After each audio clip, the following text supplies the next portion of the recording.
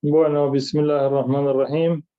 Allahumma salli ala Muhammad wa alihi tayyibin at-tahirin al-ma'sumin. En el nombre de Dios, el clementísimo, el misericordiosísimo. La bendición sea con el profeta Muhammad y su familia purificada. Primero quiero ver si me escuchan bien. Sí, Sheikh, se le escucha bien. Muy bien. En segundo lugar, ¿cuántos alumnos tenemos? ¿Cuánta gente hay en el curso? Aproximadamente 15 hermanos, Sheikh. Bueno, yo no los veo. Si están presentes, sí, la mayoría. La mayoría sí, Sheikh. Assalamu alaikum, Sheikh Abdul Karim. Ahlan wa sahlan, bienvenido. Assalamu alaikum, Sheikh. ¿Cómo andás? Bien, Sheikh, bien. Aquí encantado de tenerlo aquí, Sheikh. Alhamdulillah, ahlan wa sahlan. Bienvenido, Bueno, Sheikh. Tafadhal. Es todo suyo el auditorio, Sheikh. Vamos a empezar con tu permiso, Sheikh. Tafadhal. En primer lugar, que bueno, yo el libro que voy a usar de tafsir es este que tengo aquí. Es un libro que está en idioma persa y árabe. Así que vamos a ir traduciendo y viéndolo. En español tenemos algunas exégesis del Corán, algunas traducciones del libro, por ejemplo, del Tafsir en Nemuné. Hay 3 tomos traducidos. Quizás lo puedan conseguir en la biblioteca virtual de Biab. Algunos tomos tenemos en la mezquita para los que están en Buenos Aires. No muchos, pero hay algo. Al-Mizan, que es un tafsir muy importante, se tradujo al español del inglés y se tradujo al inglés, pero parte, no todo. Y la verdad que en materia de tafsir no hay mucha información en español, salvo, bueno, en internet hoy en día más o menos se puede ver algo de tafsir, de interpretación de exégesis del Corán. Bueno, nosotros vamos a comenzar con una presentación de las cualidades del Corán, dijimos, de las características del Corán, atributos del Corán, que el Corán presenta de sí mismo. O sea, cómo se presenta el Corán a sí mismo. ¿Y qué es el Corán? El Corán sabemos que es la recitación por excelencia. El Corán significa recitación excelsa, sublime, por excelencia. Es la palabra de Dios, que es la recitación de la palabra de Dios, es la mejor de las palabras, la más elevada de las palabras, la más pura, la más luminosa, la más efectiva, la más edificante, la más constructiva, la más protectora, etcétera, digamos, la más curativa, la más salvadora, la más sabia, la más buena. La palabra de Dios tiene los atributos de quien habla, que es Dios. Y es como una suerte de guía y de cordel o de ayuda divina, como si Dios nos enviase de los cielos, metafóricamente hablando, de lo alto, porque Él es elevadísimo, no porque esté en lo alto arriba de las nubes, sino porque es muy excelso, muy majestuoso. Por eso se lo señala como altísimo o elevadísimo o en lo alto, o se mira al cielo por su majestuosidad que tiene Dios. Pero Dios no es físico, no es materia, no es que ocupa un espacio alto, digamos así, y no bajo, sino que Dios es absoluto, está más allá de las comparaciones materiales, está más allá de la materia, no tiene los atributos de la materia. Espacio, tiempo, límites no son atributos de Dios. Entonces, la palabra tiene los atributos de Dios. Y la palabra del Sagrado Corán, que significa recitación por excelencia, como dijimos, Iqra, Bismi Rabbika alladhi khalaq, dice el Corán, Bismillahirrahmanirrahim. Comienza en el nombre de Dios, el clementísimo y misericordiosísimo. Iqra, lee, recita. Iqra de Qara. Qara significa en árabe unir. La lectura, ¿qué es? La unión de las palabras, ¿no? La unión de las letras en palabras, y de las palabras en oraciones, y de las oraciones en prosa o poesía.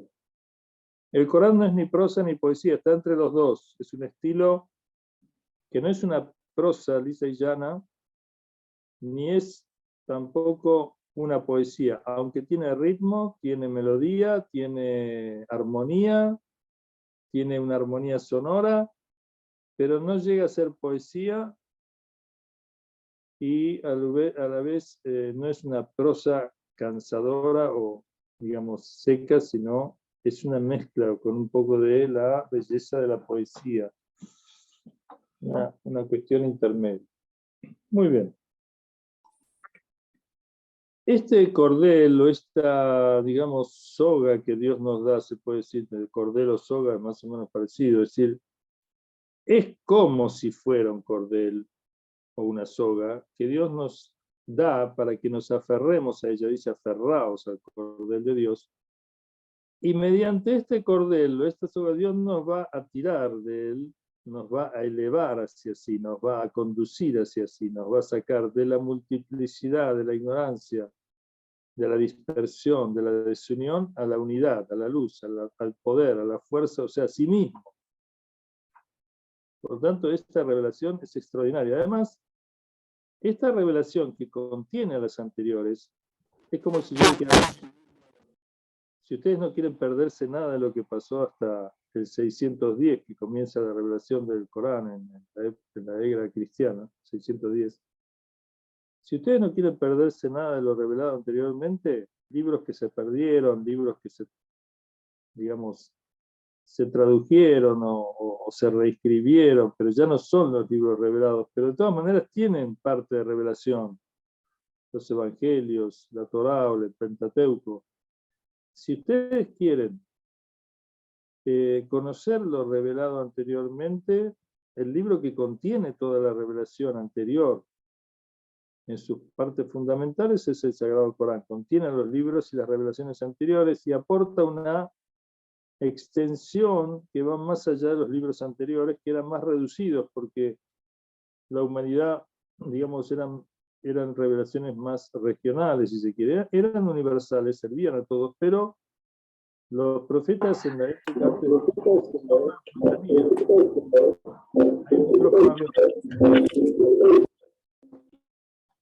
los profetas antes de Muhammad no tenían una misión universal. Pensemos que Jesús viene para Ban Israel, viene para la gente de Israel, o sea, para los judíos o los hijos del profeta Jacob, Israel, las 12 tribus. Y quien convierte el cristianismo en universal, en realidad es el apóstol, mal llamado apóstol, porque no era apóstol, digamos, pero Pablo de Tarso, que al quitarle, digamos, algunas leyes judías a la prédica de Jesús, lo extiende a los paganos o a aquellos que no eran judíos, a los romanos, a los griegos y de ahí en más. Hasta que con la cristianización del imperio en el siglo IV, en el concilio de Nicea, el imperio romano adopta el catolicismo y allí comienza la expansión, que va a ser una expansión hacia Europa en primer lugar y después al mundo a través, bueno, hacia Europa y también hacia el Asia, ¿no? Con la parte, digamos, ortodoxa del cristianismo que se va a expandir hacia Asia. Los dos imperios cristianos, el de Roma y el de Constantinopla va a ser el imperio de Oriente, Roma el de Occidente. Y el cristianismo se va a universalizar, pero en realidad lo que se universaliza es la interpretación de Jesús, más que la palabra propia de Jesús, que en primer lugar está hablada en arameo, pero no se conserva el idioma original. Y luego lo que se expande es la traducción griega, porque ni siquiera tenemos los originales arameos. Fíjense que toda traducción es necesariamente una interpretación. Si yo tengo una palabra en árabe que tiene 10 significados, yo no puedo poner los 10 significados en una traducción, pongo uno, al sumo dos, y sigo de largo. Es decir que, y además interpreto una palabra, no es lo mismo que el profeta hable y que yo lo interprete, ¿no es cierto? No son dos niveles de conocimiento y percepción equivalentes como para que mi traducción esté a la altura de la palabra con toda su riqueza que transmite un mensajero de Dios de parte de Dios.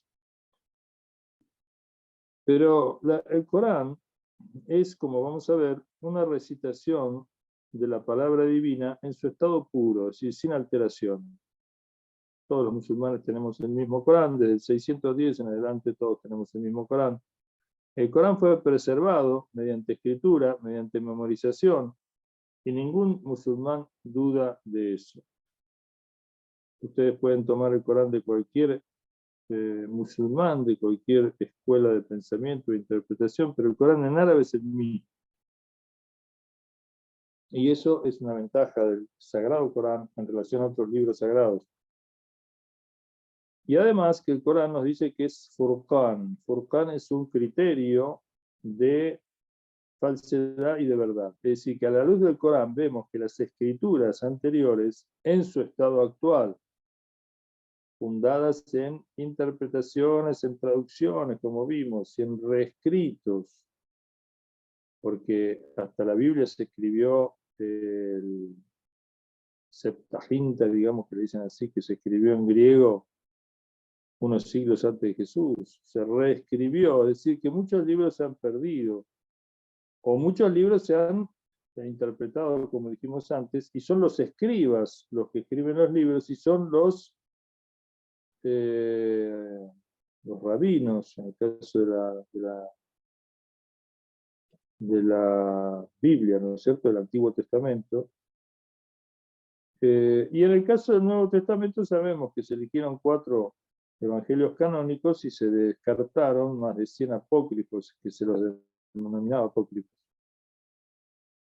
En el caso del Corán, como dije, es la palabra en estado puro, y eso es fundamental a los efectos del significado, la conservación del significado original, y también del efecto de la palabra divina. Por eso la palabra divina, repetirla, recitarla, meditarla, reflexionar, sumergirse en ella y ponerla en práctica, genera efectos extraordinarios que vamos a ver. Lo primero que hay un versículo coránico que está en la sura 26, Shuará los poetas, se llama. La ley es la 192 a 197, anoten. Sura, capítulo 26 del Sagrado Corán, se llama Shuará, los poetas, y las aleyas son 192 a 197. ¿Qué dice? Bismillahirrahmanirrahim, en el nombre de Dios, el clementísimo, el misericordiosísimo, que invocamos a Dios para leer el Corán, pero la presentación en el nombre de Dios, el clementísimo, el misericordiosísimo, está en 113 de los 114 capítulos del Corán. Solo una ley, una sura, la 9, la Tauba, que habla en contra de aquellos que se enfrentan al Islam, y por lo tanto allí Dios no se presenta con sus atributos de misericordia, sino que la condición de la misericordia allí es el arrepentimiento, el volver, el retornar al estado de sumisión, o al estado de bondad, o al estado, digamos, de dejar de lado el estado de maldad, con que algunos idólatras atacaban al Islam. Y esta sura se dedica a ellos, por lo tanto, en tanto que son enemigos del profeta, del Corán y de Dios. Entonces Dios en este capítulo no comienza invocando su misericordia, sino se denomina este capítulo el arrepentimiento. Bueno, nosotros decimos para leer el Corán, cualquier alaya que leamos, decimos Bismillahirrahmanirrahim, o A'udhu billahi minash shaitanir rajim, me refugio en Dios de Satanás el maldito, como el Corán nos enseña a refugiarnos en Dios para recitar el Corán y a nombrarlo y a sus atributos de misericordia para comenzar la lectura. Dice 192 a 197 de la sura 26, capítulo 26 del Corán. Bismillahirrahmanirrahim. Wa innahu latanzilu rabbil alamin. Nazala bihi ar-ruhul amin. على قلبك لتكون من المنذرين بلسان عربي مبين وإنه لفي زبر الأولين أولم يكن لهم آية أن يعلمه علماء بني إسرائيل صدق الله العلي العظيم. Bueno, acá dice así. وَإِنَّهُ لَتَنزِيلُ رَبِّ الْعَالَمِينَ. Ciertamente es un Corán que ha hecho descender, ¿me escuchan? Sí, ¿no? Que ha hecho descender, o se acabó la transmisión. Hola, ¿están ahí? Sí, Sheikh, se escucha. Ah, bueno. وَإِنَّهُ لَتَنزِيلُ. Dice, y ciertamente es una revelación hecha descender de parte de Rabbil Alamin, del Señor de los mundos, de los universos o de los mundos. Entonces dice, ciertamente enfatiza acá el Corán que él mismo, esta revelación, es o desciende del Señor del universo, de los universos. Acá desciende, no quiere decir, como dije antes, de lo alto a lo bajo en el sentido espacial, sino de lo majestuoso, de lo extraordinario, de lo pleno, de lo absoluto, de Dios a los hombres. Y ciertamente era el Corán, la tanzilun, es, nuevamente enfatiza, la acá es para énfasis, la tanzilun es un descenso de Dios o del Señor del universo de los universos. Acá la palabra que utiliza Dios para sí mismo es Rab.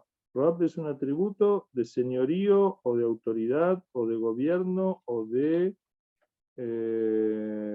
sustentador, protector, criador. Rab es una palabra, nosotros en español decimos señorío. Señorío se perdió hoy el sentido, pero señorío históricamente quiere decir el señor de una comunidad, es la autoridad, es el gobernante, es el jefe, es el guía, es el protector, o el maestro también,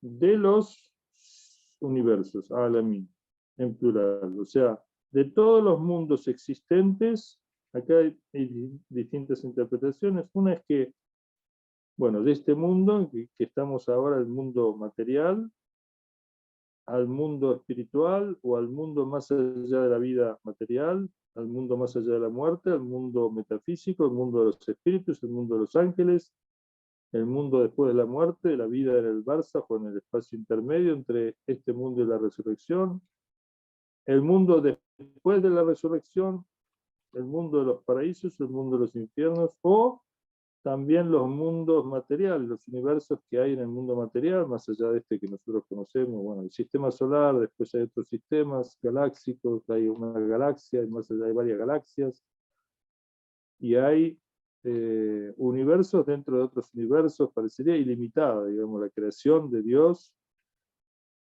parecería que no tiene límites.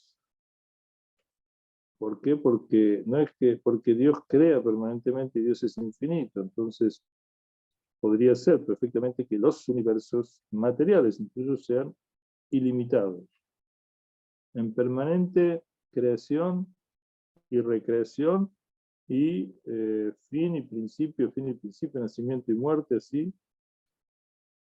Allahu Alam, como sea, en todos los mundos, algunos dicen el mundo vegetal, el mundo animal, el mundo de los humanos, bueno, en rigor de todos los universos existentes, de todos los entes o de todos los seres, esta revelación viene del Señor de todos los seres. O sea que tenemos un Dios para todos los mundos, para todos los seres. No solamente tenemos un Dios, tenemos un jefe, un maestro, un juez, un protector, un sustentador, un creador. un guía, un maestro único, un creador, todos los mundos. O sea, y si vienen los marcianos, ¿y los marcianos en qué creerán? Los marcianos, si existieran seres en otro planeta, que nosotros no negamos ni necesariamente afirmamos, puede ser, pero vamos, Dios sabe más, aún si los hubiera, tendrían el mismo Dios. Serían seres existentes y como tales dependientes de un ser absoluto que es Dios, el mismo para toda la creación. Ya eso nos hermana con todos los seres, es extraordinario, ¿no? Ya nos quita, nos saca de la soledad, nos saca de la... sí, de la soledad. Vamos a ver que uno de los efectos del Corán es el de la reunión con Dios, la unión con Dios, y como tal, la unión con todos los seres y todos los mundos físicos, metafísicos, con todos los tiempos. Nos hermanamos con los primeros hombres, con los últimos. Entonces dice, وَإِنَّهُ لَتَنزِيلُ رَبِّ الْعَالَمِينَ. Entonces, este Corán es una palabra que es un Corán, algo que reúne, en este caso las palabras de Dios, descendiente del creador del Rab, del Señor del universo, de los universos. Nazala bihi Ruhul Amin. Descendió con él, con el Corán, ¿quién? El Ruhul Amin, el Espíritu Santo. El Espíritu seguro o santo, que es el arcángel, de la revelación, que se le aparece a Muhammad sallallahu alayhi wa sallam y le dice, Iqra, lee, recita. Nazala bihi Ruh, Ruh, espíritu quiere decir. Espíritu, ¿qué es espíritu? Espíritu se define como vida, sabiduría, bondad, belleza. O sea, el espíritu es, primero es vida, el espíritu es vida.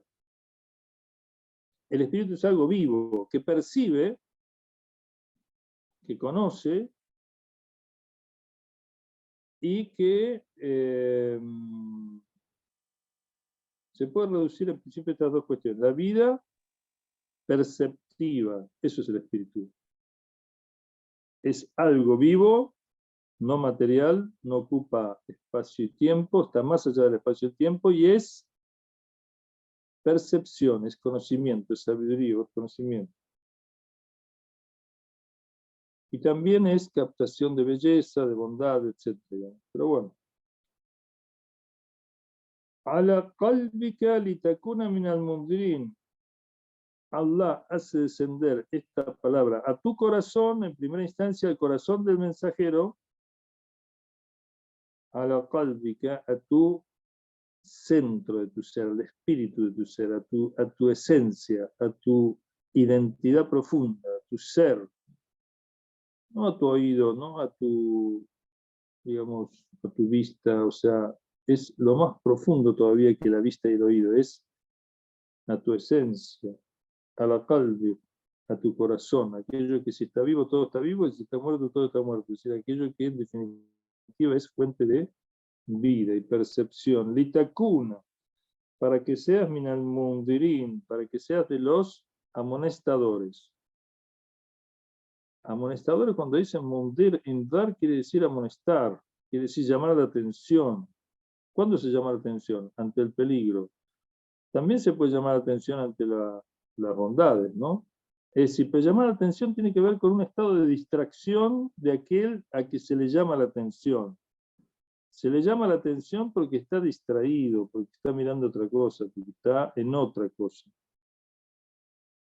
Y ciertamente que los árabes idólatras estaban en otra cosa. Habían perdido el monoteísmo abrámico y habían caído en la idolatría, cada tribu tenía su ídolo, y no hacían más que guerrear entre sí, abusar de los poderosos de los débiles, esclavizar, maltratar a la mujer, enterrarla viva, bueno, una serie de situaciones calamitosas, como hoy vivimos hoy en día, también una situación de alguna manera en el umbral de una nueva, no digamos revelación, sino una nueva aparición de un mensajero de Dios, o en este caso de un imam o de un guía de parte de Dios, porque esto es un caos. Así como va, los científicos dicen, así no puede durar el mundo, desde el punto de vista del desorden climático, desde el punto de vista del desorden social, la corrupción, la decadencia, la dispersión, la desunión, etc. Entonces, ahora también hace falta un mundir o un amonestador, alguien que llame la atención, alguien que despierte a los hombres de su error, de su ceguera, de su oscuridad, de su rebeldía, de sus pecados, etc. Bilisan en arabiy mubin, con una lengua árabe clara, evidente, sin dudas. El árabe es un idioma, algunos dicen árabe viene de ubur, árabe, urub, perdón, que quiere decir fasih y fesaja y fesajate y balada. O sea, quiere decir, el árabe significa la elocuencia y la perfección del idioma. ¿Sí? El árabe es una lengua muy rica y muy elocuente, al punto que Ayam, el no árabe, en árabe Ayam, es aquel que es como mudo, no es capaz de hablar con elocuencia, con belleza, con armonía, con perfección, con variedad, con riqueza, con multiplicidad de términos muy precisos para cada cosa, muy rico, muy extenso, un idioma muy desarrollado, que es una característica de los idiomas muchas veces del desierto, ¿no? En el desierto lo que se cultiva es la palabra, porque no hay mucho que hacer en el desierto, digamos, no hay mucho con lo que hacer tampoco. En el desierto se cultivan la contemplación, porque tienen el cielo por encima y los océanos de arena por debajo, de tierra pelada, digamos. Es como si dijéramos, no hay mucho con qué distraerse. Y se cultiva mucho la palabra, el encuentro. De ahí que son muy elocuentes los árabes, como lo fueron también los judíos. Lo que pasa es que el arameo se perdió bastante, digamos. Los idiomas de ahora son más, de los judíos son más medio fabricados, el yiddish y demás son medio fabricados con un sentido moderno bastante más limitados que lo que era el arameo semítico antiguo, muy emparentado con el árabe, ¿no? Shalom, salam, más o menos es bastante parecido y muchas palabras. Ilahi, Dios, Ilah, Dios, Eloh, en hebreo. Bueno, Bilisan en árabe mubin, en una lengua árabe clara, para que no digáis, dice, una parte dice así, dice, perdón,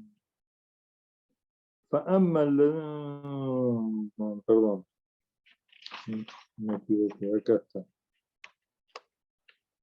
Dice,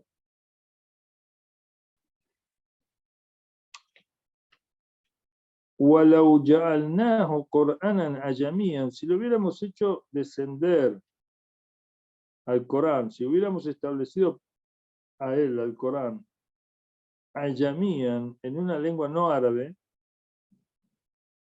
extranjera, no árabe, la Qalu hubieran dicho, Laula fusilat ayat, ¿y por qué no es claro este Corán? ¿Por qué no es elocuente, no tiene perfección? No está bien detallado, no entendemos lo que quiere decir en otras palabras, le falta, digamos, perfección, altura, elocuencia, belleza, armonía, etcétera, etcétera, ritmo, cadencia, bueno. Entonces Allah a los árabes le dice, le mandó un Corán en la lengua de ustedes perfeccionada, es decir, en una lengua árabe, como la que hablan ustedes, pero todavía por encima de la que hablan ustedes. De modo que ustedes, que son los maestros de la elocuencia, los maestros de la palabra, de la retórica, que hablan como nuestros payadores, en Argentina somos payadores, los que hablaban todo en verso, en rima, antes había gente. Ahora hacen regatón, eso que hablan en rima, pero es un desastre. No, antes hablaban con mucha elocuencia, y los árabes hacían discursos largos, digamos, poesías largas o discursos largos, todo haciendo rimar y con una belleza muy particular. Bueno, nosotros hemos hecho descender el Corán en vuestra lengua,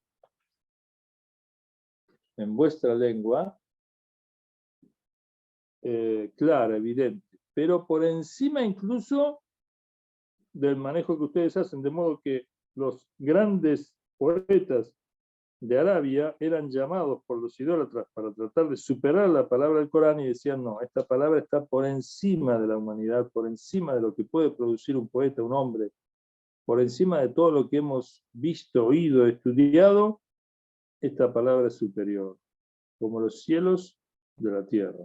Digamos, la distancia de esta palabra con relación a la nuestra, a nuestro árabe. Este árabe es como el del cielo a la tierra. Este es un árabe perfecto, a tal punto que es hechizante, decían, es embriagante, embriagante no, porque no es la palabra, hechizante embriagante es cuando uno pierde el intelecto. Este Corán, esta recitación nos perfecciona, nos pula el intelecto, o sea, es tan lógica aparte, y tan perfectamente fundada su palabra racional, digamos, intelectual, entendible para el alma humana, para la naturaleza humana, que es superior y por cierto que el instrumento por el cual el profeta islamizaba a la gente, o sea, invitaba al Islam y la gente adhería al Islam en masa, era la palabra del Corán, la recitación del Corán y la explicación del Corán del profeta Muhammad.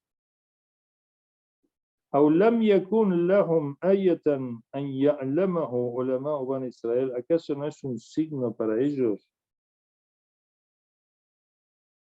que lo enseñaban al Corán? Se enseñaban mucho los versículos, no el Corán propiamente dicho que desciende en el 610, sino mucha de la sabiduría del Corán, muchas de las historias de los profetas, las enseñaban los sabios de Bani Israel, los sabios judíos que estaban en Medina, o que estaban en Arabia. Es decir, judíos que recitaban sus libros sagrados, los versículos de sus libros, y que en algunos casos coinciden plenamente con el Corán, y ¿acaso no es para vosotros o para ellos un signo de Dios que lo sepan y lo enseñan los sabios de Bani Israel, los sabios judíos? Es decir, que los judíos tenían la información de que iba a venir un mensajero de Dios en Arabia, más precisamente iba a estar en Medina, y se instalaron en Medina varias tribus judías esperando la venida del profeta de Dios. Ahora ellos creían que ese profeta iba a ser de ellos, o sea, de Isaac, o sea, descendiente de Jacob y de Isaac, que es el segundo hijo de Abraham, y no de Ismael, que es el primogénito.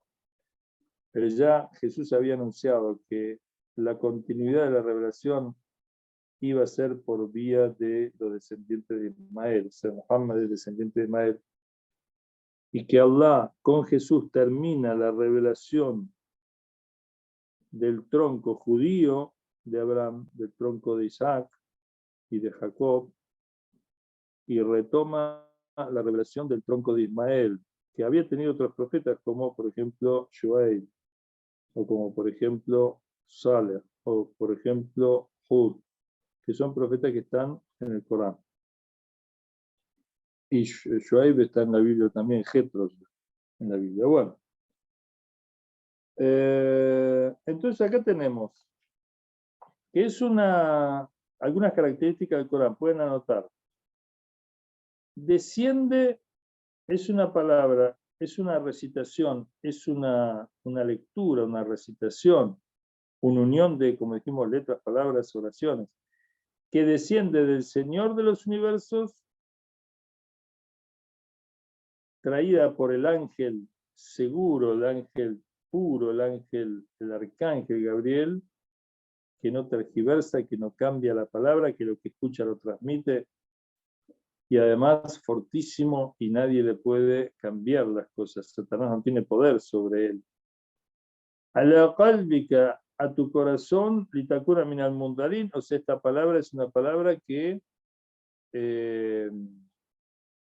digamos, llama la atención, advierte en una lengua árabe clara, que no se ha tergiversado, que no se ha cambiado, que sigue siendo maestra por excelencia, inclusive de la lengua del árabe. Y, esto lo leí, y ciertamente está en los libros antiguos la mención al Corán, a la revelación que vendrá, al profeta Muhammad, todo eso está en los libros anteriores. Y muchos de los versículos están en los libros anteriores. Por ejemplo, hoy recordaba yo uno con una persona que estaba hablando, que la Biblia y el Corán dicen: aquel que mata a una persona inocente es como quien mata a toda la humanidad. Y aquel que da vida a un ser humano, a una persona, es como quien da vida a toda la humanidad. Este es un versículo común en la Biblia y en el Corán. Como ejemplo, lo digo nada más, pero hay muchos otros. Entonces, está en los libros anteriores, que es una prueba de su veracidad, porque están las revelaciones anteriores, en los profetas anteriores, y los creyentes de las profecías anteriores lo saben. Por eso los judíos se van a Medina a esperar al profeta, porque saben que va a venir un profeta, que hay una promesa. Awalam yakun lahum ayatan, ¿acaso? Y también es un signo de Dios este Corán, que lo enseñan Ban Israel, que lo enseñan los hijos de Israel. Los árabes, por ejemplo, la tribu de Aus y Hazraj, que estaban en Medina, aprendían de los judíos que les enseñaban la venida de un profeta. Los judíos creían que los iba a apoyar a ellos, pero en realidad Muhammad, el mensajero de Dios, trae el Corán, y el Corán acepta ciertas cosas de la Torá y de los evangelios y otras cosas no. Entonces, cuando pretenden culpar o pretenden decir que el profeta aprendió esta recitación de otros cristianos o judíos, el tema es que el Corán no repite al pie de la letra lo que dice la Torá o lo que dicen los evangelios, sino que tiene una mirada propia, donde a veces coincide y a veces no. Otro versículo de la sura, anoten, capítulo Al-Maida, la mesa servida, capítulo 5, versículos 15 y 16. Versículos 15 y 16 de Al-Maida, capítulo 5 del Corán. أعوذ بالله من الشيطان الرجيم بسم الله الرحمن الرحيم قد جاءكم من الله نور وكتاب مبين يهدي به الله من اتبع رضوانه سبل السلام ويخرجهم من الظلمات إلى النور بإذنه ويهديهم إلى صراط مستقيم صدق الله العلي العظيم. Bueno, estamos viendo las características del Corán presentadas por Allah en el Corán, o por el Corán mismo. Dice: قَدْ جَاءَكُم مِّنَ اللَّهِ, ha venido ciertamente de parte de Allah, de Dios, a vosotros Nur, luz. La luz es aquello que nos permite ver, discernir, entender, comprender, y su calor nos da vida. La luz es fundamental para la vida. Entonces, la luz de Allah nos permite ver las cosas como son, en su justa dimensión. Y nos alumbra aquello que no sabemos, que no conocemos, como la vida después de la muerte, los ángeles, el paraíso, el infierno, etc. El día del juicio, cosas que no vemos. Wa kitabun mubin. Ha venido ciertamente de Dios una luz y un libro evidente, que no tiene dudas. Claro. Yahdi bihillahu man ittaba'a ridwanahu. Dios guía con él, con el Corán. Este Corán es medio de guía de Dios, por eso es muy importante estudiarlo. Este curso es muy importante. Después de este curso, seguir reflexionando. ¿Cuántos son los musulmanes? Una vez un maestro en Irán, estábamos en clase, había como 500 personas, todos religiosos de Irán, de los países árabes, de Turquía, de Afganistán. Y nosotros estábamos ahí y preguntó el maestro, un intérprete del Corán, un exégeta, dijo, ¿cuántos de ustedes estudian el Corán, aunque sea un juz, que es una 30ª parte del Corán? El Corán se divide en 30 juz, 30 partes. Cada uno más o menos tiene como 20 páginas del Corán. ¿Cuántos de ustedes estudian, aunque sea en el año, un juz del Corán, una parte del Corán, 20 hojas del Corán? Estudian, con interpretación, con lo que quiere decir, con palabra por palabra, en qué contexto se reveló, qué enseñanzas hadices tenemos sobre eso, qué dice el resto del Corán sobre esa ley, una reflexión, una meditación, una profundización. Y creo que 2 o 3 levantaron la mano y dijo, así está el Corán, que es la palabra y la guía de Dios, y el curador, y el sanador, y el salvador, y el que nos lleva a la luz, y el que nos perfecciona, y es la luz en sí, es el criterio.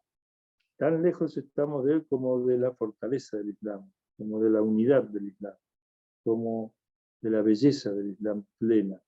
Bueno, nosotros, inshallah, con el estudio que es el estudio del Corán, es una profundización de la recitación y requiere, para ser comprendido, no solamente estudiarlo y leerlo, sino la purificación. Si nosotros no lo purificamos nuestra alma, no vamos a entender el Corán, por más que lo leamos 100 o 200 veces, no lo vamos a entender. El Corán dice de sí mismo que lo reveló el profeta para que nos lo enseñe, nos recite sus versículos, nos purifique y nos enseñe el Corán y la sabiduría. Bueno, dice, Dios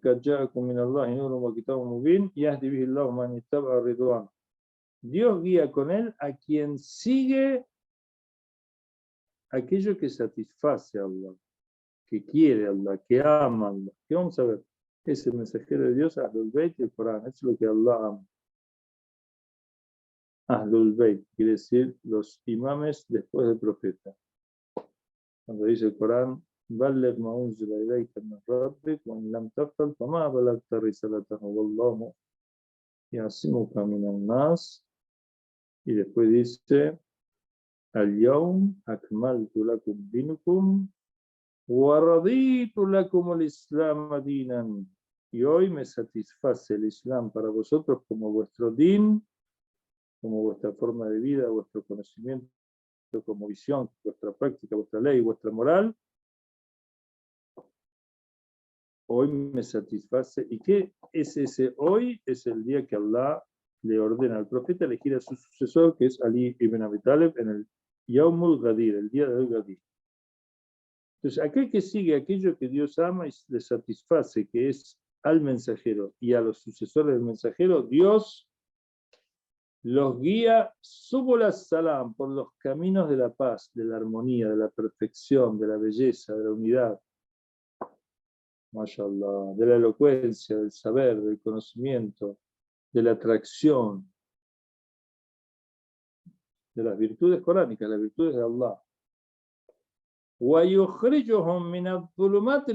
los extrae de las tinieblas, de las oscuridades en plural, a la luz singular, de lo múltiple a lo uno, de la debilidad al poder, de la fealdad a la belleza, de la maldad a la bondad. La oscuridad, la fealdad, la maldad, todos esos están dichos en plural. La oscuridad está en plural, las oscuridades, que son varias. O sea, la hipocresía, la idolatría, la ignorancia, la debilidad, el temor, hacia la luz, en singular, que es el atributo de Dios, aquello que existe por sí, porque la oscuridad es ausencia de luz, la oscuridad no tiene fuerza en sí misma. Siempre digo esto y no está mal que lo repito. La oscuridad no es un principio opuesto a la luz como otro principio. El único principio que existe es la luz. La oscuridad es ausencia de luz, no tiene fuerza en sí mismo, es nada más que menos luz. ¿La oscuridad qué es? Menos luz. No hay una oscuridad absoluta, no puede haberlo. La oscuridad absoluta es como en la nada, no hay nada. ¿No? La oscuridad algo de luz tiene, pero poca, casi nada. Por eso es oscuridad. ¿Quieren una prueba de lo que les digo? Bueno, muy bien. Apaguen las luces de la pieza, enciendan un fósforo y van a ver que la pieza se ilumina. ¿Por qué? Pregunto, espacialmente, ¿cuánto ocupa la llama del fósforo? Más o menos, supongamos que este es el fósforo, esta es la llama. Y miren las dimensiones de la habitación. Es más o menos, no sé, 50.000 veces esto, o 10.000 veces esto. Sin embargo, esta llama ilumina toda la pieza. Quiere decir que la luz es en sí misma, es un principio, existe por sí misma, mientras que la oscuridad, que es ausencia de luz. Por eso que, porque si la oscuridad fuera un principio, yo debería encender. Si enciendo el 50% de la habitación, tengo el 50 y 50%. Pero con solo encender una milésima parte ilumino toda la... O sea que la oscuridad no tiene fuerza frente a la unidad, frente a Dios, frente al poder de Dios. Por eso es que pocos creyentes pueden contra muchos incrédulos. Por ejemplo, en aquello que se entrena, por supuesto, ¿no? En la sabiduría, en la bondad, en la fuerza, en el poder. Es decir, unos pocos creyentes cercanos a Dios son más fuertes que miles de idólatras. Y con su permiso, con el permiso de Dios, que nos extrae de las tinieblas. No es un mérito nuestro, es decir, no podemos decir, bueno, gracias a nosotros, que nosotros nos hemos liberado de demás, sino gracias a Dios. Y los guía hacia el camino recto. El camino recto entre dos puntos, ¿sí? El camino es entre un punto de partida y un punto de llegada. El punto de partida es Allah, que es el creador, de ahí venimos todos, de la creación de Allah, de la obra creadora de Allah, y el fin o la meta es Allah. Inna lillah, ciertamente somos de Allah, wa inna ilayhi raji'un, y ciertamente volvemos a Allah. Entonces el Sirat al-Mustaqim, el sendero recto, Sirat en árabe es camino que conduce al agua, a la fuente de agua. Es decir, en el desierto pensemos, el Sirat es el camino de la vida, de la salvación, de la plenitud, del ser, de la vida, de la felicidad. Y si es Mustaqim, si es un sendero recto, es el sendero más corto entre el punto de partida y el punto de llegada. Es el camino que nos lleva con más prisa a Dios. Y es el sendero que viene de Dios. Y que va hacia Dios. Y como viene de Dios, es un sendero perfecto, sin curvas, sin retrocesos, sin paradas, sin estancias. Es un camino recto que conduce hacia Dios. Bueno, hasta aquí llegamos, porque hay otra ley ya que sigue describiendo las características del Corán, pero que la vamos a ver inshallah la semana que viene. En esta segunda ley entonces destacamos que el Corán es luz, que tiene un principio fuerte por sí mismo y por lo tanto ante la oscuridad nos eleva y nos purifica y nos fortalece y nos empodera. Al-Kitab muy bien, es un libro evidente, es un libro que bien explicado, bien entendido, no tiene contradicciones ni tiene dudas. Ahora, si no está explicado, sí pondrán miles de dudas. Yahdi bihillah, guía con él Allah, manettaba ridwana, o sea, el Corán es guía, pero el Corán en sí es como una receta, debo aplicarlo y debo tener un médico que me la recete. Yo no puedo andar recetándome a mí mismo remedios, tengo que ir al médico que sabe, estudió, conoce y me receta. El Corán es la receta, la aplicación de la receta es la salud, el poner en práctica lo que dice el Corán, y el médico que receta es el profeta Muhammad de parte de Dios, y eso significa seguir su satisfacción. Lo que satisface a Allah es que sigamos a las autoridades que Él designa, no la que designamos nosotros, la que Él designa, porque son representantes de Él. Y con esta lectura, con esta puesta en práctica y con esta guía, Dios nos va a conducir por caminos de paz. No es igual exactamente mi camino que el tuyo, o que el de él, o que el de ella.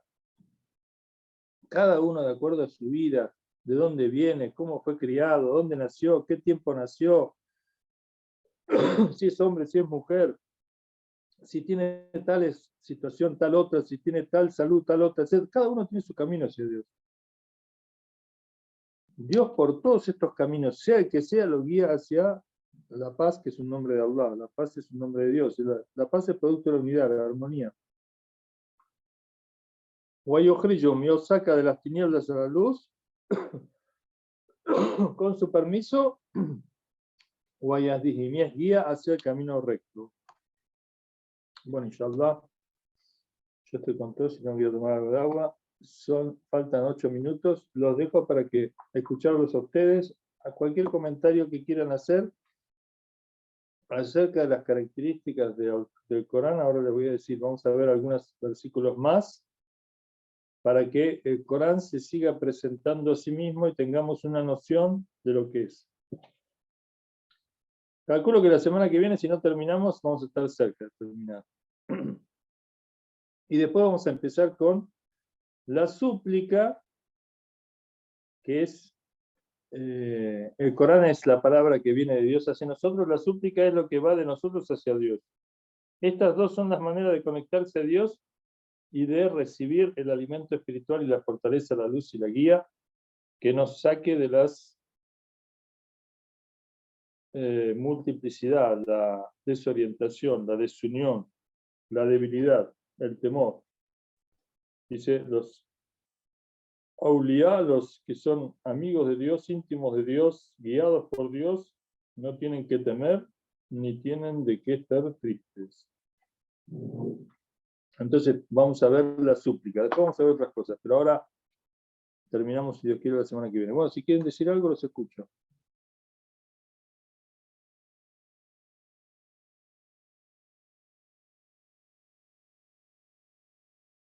Están como los ayam, los mudos. Tenemos los árabes, los elocuentes y los ayam, los mudos. Sí. Y es por la ignorancia, Jay. Comprenda. No, nadie es ignorante, no. Todos tienen sabiduría en su interior, nomás que están ahí esperando a ver qué dicen, pero... Solo le pregunto, repito, dijo capítulo 26, 192, 197, la primera que dio, y después dio el capítulo 5. Sí. Capítulo 5 dije, y capítulo 5 la ley 15 y 16. Ah, ese, 15 y 16, perfecto. Salam, por mi parte solo para agradecerle, Sheikh. Bueno, gracias a ustedes, alhamdulillah, a Instituto Salam, que se esfuerza para conectarnos. Salam aleikum, estimado Sheikh, de verdad que muy hermoso todo lo que nos está mostrando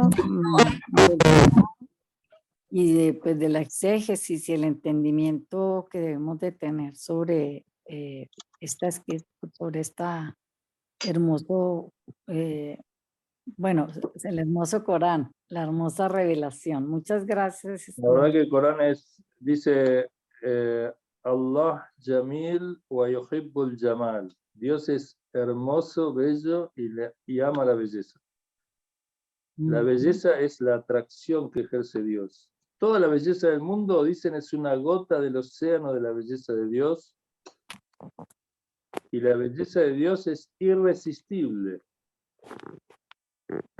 Y dicen que, por ejemplo, si Allah nos mostrase una mínima parte de su belleza en forma total, digamos, una mínima parte de su belleza, más allá de la capacidad que le dio al mundo para poder aguantar esa belleza, nos desmayaríamos de la belleza. Recuerdo que las mujeres en la corte del faraón, cuando Zuleika llama a José, a Yusuf, se cortan las venas, digamos, tienen unos cuchillos, están pelando naranjas, y mirándolo a Yusuf, al profeta José, quedan absortas por su belleza y se cortan las manos. O sea, no se dan cuenta de lo que hacen. Pierden el sentido de sí mismas, o sea, se funden en José, o sea, ya no saben quiénes son, pierden su identidad, no es que pierdan su identidad, digamos, es que pierden la noción de sí misma. Bueno, así es la belleza de Allah. Por ejemplo, tenemos que cuando el profeta recitaba el Corán, el profeta tenía que regular su recitación para que no caigan desmayada la gente de la perfección del Corán, digamos, de la perfección de la recitación del Corán. Es como si, digamos de esta manera, si el profeta hubiera recitado con toda su capacidad, nadie hubiera quedado consciente, hubieran sido todos, se hubieran desmayado todos. Qué Hasta los impresionante. enemigos de... ¿Sí? No, digo, qué impresionante, qué noción tan fuerte. Sí, hasta los enemigos del profeta se juntaban en la noche a escondidas debajo de la ventana del profeta a escucharlo. Y eran enemigos. Y se reprochaban, ¿qué haces acá? ¿Y vos qué haces acá? ¿Y por qué viniste? Es realmente extraordinario.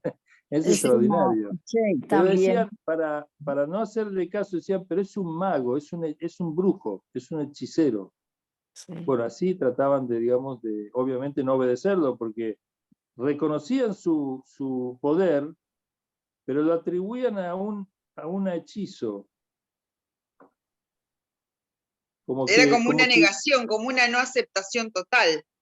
Claro, era como, ellos lo decían que era como una tentación, como si fuera Satanás que nos está tentando con algo que no podemos resistirnos, pero no es verdadero. No es verdadero, pero estaban ahí y se juraban no volver, y después a la otra noche se volvían a golpear ahí o a estar ahí, encontrarse y se escondían entre sí, un papelón, digamos, hablando mal y pronto, un papelón, hacían un papelón. Estimado Che, otra cosa que también infiero de eso es que cómo sería la purificación que tenía el profeta Muhammad para ser capaz de recibir esas palabras, o sea, el grado de perfección de él, porque cualquier ser humano hubiera quedado pulverizado de recibir eso. Exactamente. Ese es un tema que vamos a ver. El profeta cuando recibe la revelación queda muy apesadumbrado, o sea, a veces transpira como un estado febril, o sea, es como si fuera una carga que él la resiste, pero cualquier otro quedaría totalmente fulminado y terminado. O sea, hay que tener una capacidad física muy grande y hay que tener, sí, como dice usted, una pureza muy grande. Una palabra de Dios no es broma. La palabra de Dios, no sé si alguno de ustedes han tenido un sueño, esos sueños que llaman los sueños veraces, que son la 70ª parte de una revelación. Cuando uno tiene un sueño tremendamente, digamos, luminoso, verdadero, o sea, un sueño muy de Dios, muy evidente que es de Dios, un mensaje, bueno, eso dicen la 70ª parte de una revelación. Bueno, y uno queda, aunque está dormido, queda en un estado, a veces se despierta y queda, digamos, totalmente bloqueado con lo que le tocó ver, con lo que Dios le mostró, etc. Bueno, es para tener una idea, pero todavía la revelación es algo muy superior, que obviamente no podemos saber, pero sí sabemos que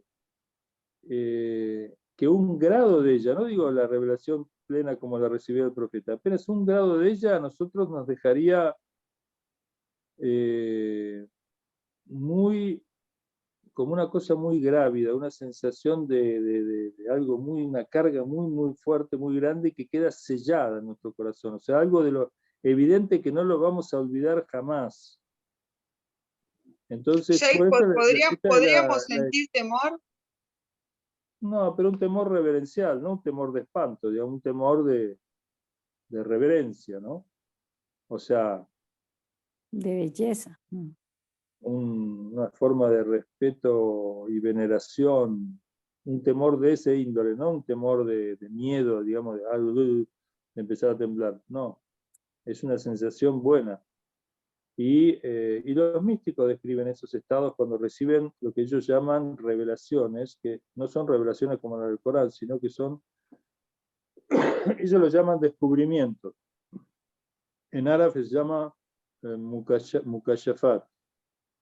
Cuando kashf es como descubrir algo, es quitar el velo de algo. Bueno, a veces hay sueños. Sueños es más probable que en la vigilia también sucede. Pero en los sueños, como el alma está más libre del cuerpo, es más receptiva, más perceptiva. Pero también le puede ocurrir a alguien en vigilia. Un encuentro con una, no lo llamaría revelación para no confundir con el Corán, pero una suerte de inspiración, pero una inspiración muy profunda, ¿no? Una idea así, se me prendió la lamparita, así algo no, algo tan simple como eso no. Una verdadera inspiración muy fuerte, un llamado de Dios muy fuerte que muchas veces los místicos describen, ¿no? Que yo iba caminando por tal lado, de golpe sentí el llamado de Dios, pero cosas muy en serio y muy fuertes, que no siempre de todo lo que dicen eso lo experimentaron realmente, pero bueno. Bueno, gente, si les parece muy bien, nos despedimos hasta la próxima, inshallah. Salam alaikum, Sheikh.